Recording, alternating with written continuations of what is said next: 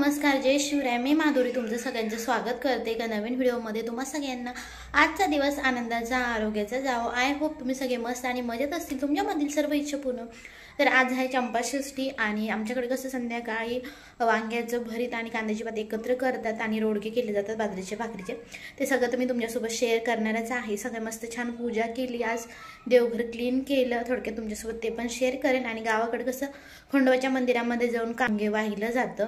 आणि दुसरं म्हणजे आज चंपाषष्ठीपर्यंत घरामध्ये कोणी पण एक जण वांग आणि कांदा जो आहे तो खात नाही, म्हणजे नवीन कांदा जो येतो तो चंपाषष्ठी होईपर्यंत। तर असं असतं, तर सगळ्यांना माहीतच असेल, ज्यांना माहीत नसेल त्यांना मी सांगितलं।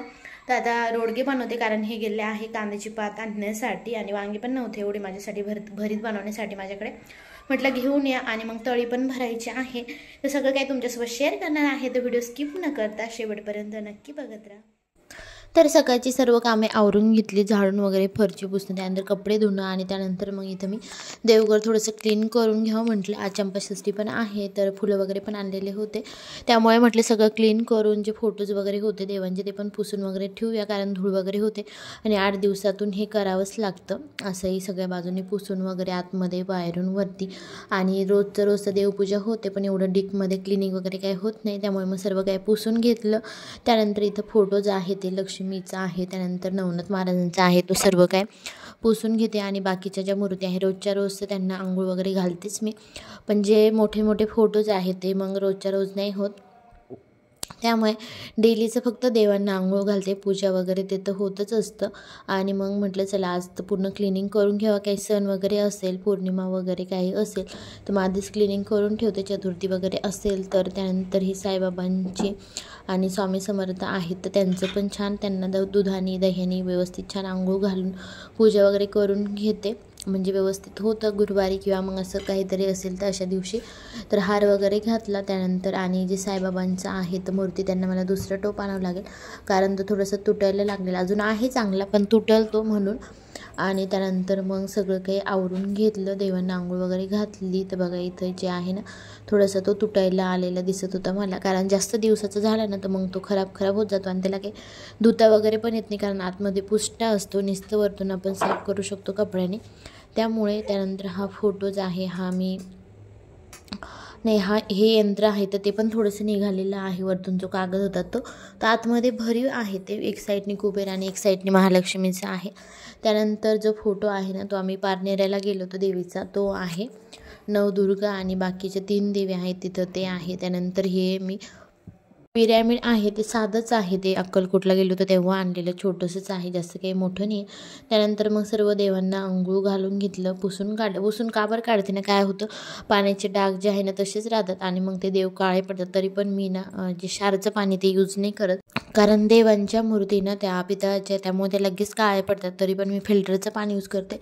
तरी पण आपण गंध जिथं लावतो ना तिथं ते खराबच होऊन जातं। तर सर्व काही पुसून वगैरे घेतलं, सर्व काही देवपूजा पण करून घेतलेली होती, देवांना आंघोळ घातली, त्यानंतर गंध वगैरे लावला, अत्तर लावलं, आणि माझ्याकडे हिनं अत्तर आहे तर तेच लावते मी। देवांना लावायचं अत्तर चांगलं असतं, जे देवांना जे आवडतं ते, असं काही नसतं, जे तुम्ही आणलं असेल ते सगळ्यांना लावू शकतात, पण ज्याची त्याची आवड वेगवेगळी असते, त्यामुळे। तर बघा मी हा जो फोटो तुम्हाला म्हणत होते ते, त्यानंतर हे बाकीचे यंत्र वगैरे आहेत जे की आणलेले आहे ते, त्यानंतर दिवा वगैरे लावला। आणि अत्तर मी तुम्हाला म्हटले बघा, हे असं जे अत्तर आहे ना ते असं बोटाला घेऊन लावायचं, छान वाटतं आणि प्रसन्नही वाटतं घरामध्येही।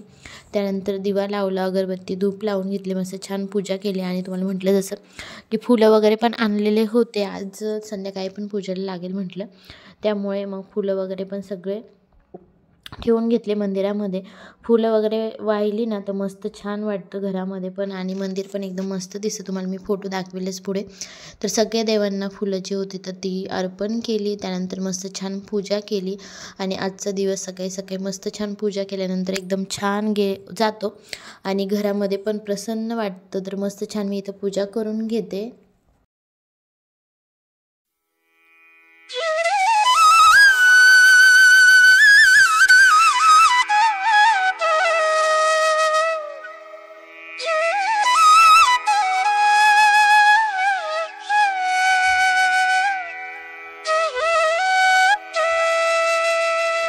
त्यानंतर दिवा लावला, अगरबत्ती लावली, धूप लावली, मस्त छान दर्शन घेतलं, बाहेर झाडांना पाणी टाकलं आणि तुळस तुम्हाला म्हटलं ना पिल्लू काही राहू देत नाही, ह्यावेळेस पण त्याने तुळशीचे पानं तोडून घेतले, त्यामुळे मग ती जळून जाते, थोडीशी हालते खालून, तर त्यामुळे मग पुन्हा दुसरी लावावं लागेल.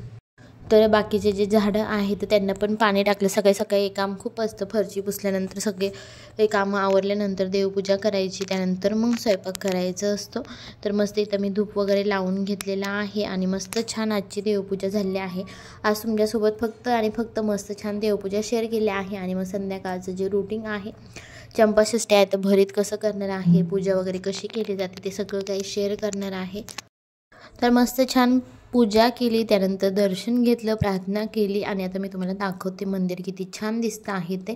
आणि बघा एकदम प्रसन्न वाटतं बघूनच, तर सगळं काही छान क्लीन वगैरे, त्यानंतर पूजा वगैरे केली, फुलं वगैरे अर्पण केले आणि बघा किती सुंदर दिसतं आहे देव पण. आणि धूप अगरबत्ती लावली, त्यानंतर दिवा लावला आणि मस्त आजची छान पूजा झालेली आहे. आणि त्यानंतर मग आता मी संध्याकाळी बनवते आहे जे की रोडगे बनवायचे होते ते. आणि ते म्हणजे ना, आता बाजरीच्या पिठाचे छान लागतं, कोणी चपातीचे पण करते जर बाजरीचं पीठ नसेल तर, पण ती टेस्ट असते आणि चव जी असते ना ती वेगळीच असते बाजरीच्या पिठामध्ये. तर इथं मी थोडंसं मीठ टाकून ना पीठ छान मळून घेते. भाकर वगैरे करताना आपण जसं मळून घेतो ना, मस्त चांगलं मळून घ्यायचं. जेवढं छान पीठ मळलं ना तेवढी पण भाकर पण छान येतात आणि मस्त होते भाकर, छान फुगतेही. ते इथं मस्त छान मी पीठ मळून घेते.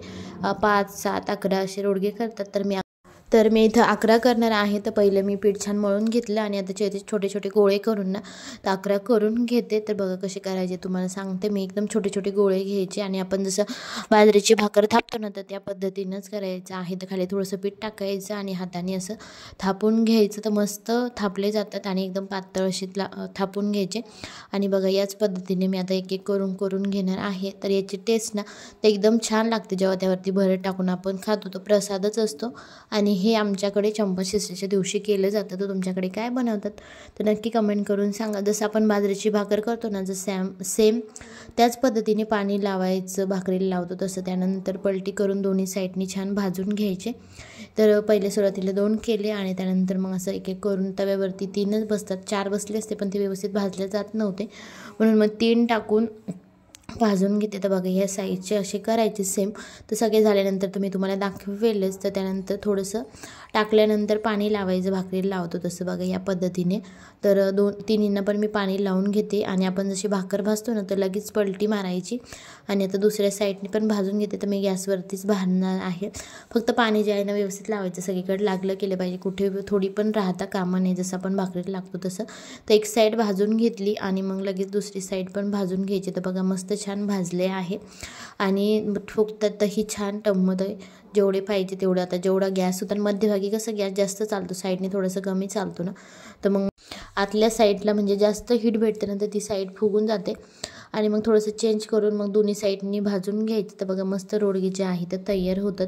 तुम्ही कधी बनवले आहे का नक्की कमेंट करून सांगा. आणि तुमच्याकडे चंपाषष्ठीच्या दिवशी काय बनवतात तेही सांगा. तर मस्त इथं आता मी रोडगे बनवून घेतलेले आहे. आणि त्यानंतर मग 2 छोट्या छोट्या भाकरी करायच्या होत्या, तर लगेच मग भाकरी करून घेतल्या. आणि कांदा जी पात आणि जे वांगे लागत होते ते नव्हते, तर हे गेले आणण्यासाठी. तोपर्यंत मग मी मस्त छान भाकरी आणि रोडगे बनवून घेतले. त्यानंतर वांगे आणि कांद्याची पात घेऊन आल्यानंतर मस्त वांगे भाजून घेतले, कांद्याची पात स्वच्छ धुवून शिजून घेतली. तर इथे कढईमध्ये तेल टाकलं, थोडेसे जिरे टाकलेले आहे. त्यानंतर हिरवी मिरची आणि लसूणची पेस्ट करून घेतली, ती टाकली, ती छान परतून घ्यायची. छान परतल्यानंतर त्यामध्ये आपण जी कांद्याची पात शिजून घेतलेली आहे ना ती टाकायची, ती छान त्या मसाल्यामध्ये तेलामध्ये छान परतून घ्यायची, म्हणजे टेस्ट छान येते आणि त्याचा वास पण येत नाही. तर पात छान परतून झाल्यानंतर मग यामध्ये आपल्याला टाकायचं आहे जे आपण वांगे भाजून घेतले होते, मस्त मी भाजून घेतले. त्यानंतर त्याचं साल काढून घेतलं आणि बारीक कट करून घेतले. आणि ही वांगी लगेच भाजतं, त्यामध्ये जास्त काही बी वगैरे नाही राहत. तर ते जे वांग्याचं काढून घेतलं होतं भरीत ते टाकलं, ते पण छान परतून घ्यायचं, मिक्स करून घ्यायचं पाथीमध्ये, म्हणजे दोन्ही एकत्र छान मिक्स होईल. आणि चवीपुरतं थोडंसं मीठ टाकायचं आणि मस्त आपलं वांग्याचं भरीत जे आहे ते छान परतून घ्यायचं, कांद्याची पात आणि वांग्याचं. आणि हे आजच्या दिवशीच केली जातं आणि त्याची टेस्ट पण एकदम अप्रतिम असते. आजच्या दिवशी नैवेद्यासाठी हे केलं जातं. तर बघा इथं मस्त छान मी परतून घेतलेलं आहे आणि मस्त आपलं वांग्याचं जे भरीत आहे तर तयार झालेलं आहे. तर थोडंसं ना जास्त वेळ परतायचं, म्हणजे त्याची टेस्ट मस्त येते. तर मस्त तयार झालं. आणि त्यानंतर मला तळी भरायची आहे. तर खंडेराव महाराजांची तळी भरायची असते, जसं आपण जेजुरीला गेल्यानंतर भरतो तसं. तर इथं 5 जणं लागतात. तर मग हे 2 मुलांना आणि ते जे शेजारी दादा राहतात त्यांना बोलावलं होतं. आणि इथं मी नैवेद्य काढलं आहे, ताट पण रेडी करून ठेवलेलं होतं. तर माझ्याकडे फोटो नव्हतं म्हणून मग इथं मी खंडेराव महाराजांचं जी मूर्ती आहे तर तीच ठेवली होती. तर बघा हे 5 रोडगे इथं नैवेद्यासाठी काढून ठेवले. सोन्याची जेजुरी, मोत्याचा तुळा, निळा घोडा, पायी तोडा, कमळ करकोटा, बेबी हिरा, गळ्यात कट्टी, मोहनमाळा, म्हाळसा सुंदरी, आरती करीत देवी, गोलू हात लाव, ओवाळी नाना परी, देवाचा शृंगार, कोट लागो शिख खया, खंडरायाचा खडका, मंडळाचा भडका, बोल सदानंदाचा येलकोट जय मल्हार, येलकोट जय मल्हार. तर ही तळी भंडार जी आरती आहे ना ती 5 वेळेस म्हणायची असते. सगळ्यांना भंडारा लावायचा आणि मस्त ही तळी भरायची असते. तर मस्त छान आजच्या दिवशी चंपाषष्ठीच्या दिवशी भरली जाते, जसं आपण जेजुरीला गेल्यावर भरतो तशी. येलकोट जय मल्हार, येलकोट जय मल्हार, सदानंदाचा येलकोट जय मल्हार.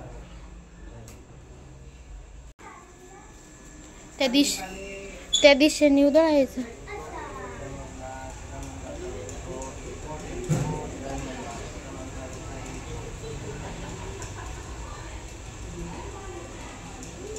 हा द्या त्यांनाच द्या.